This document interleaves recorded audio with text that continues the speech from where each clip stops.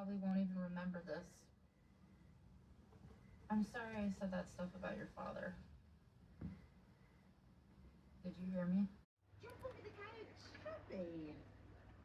Could go outside and do it. Hmm? Yeah.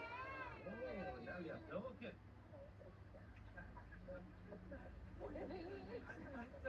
don't even know what it is I'm meant to be doing.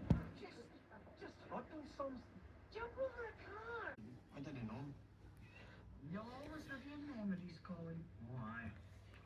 In fact, you know, I can see him sitting just there, exactly where you're sat just now, Christy.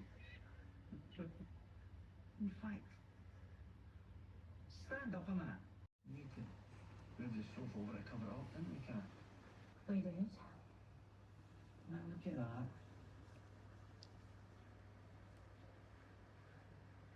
I really appreciate you guys being here today. It means a lot to me.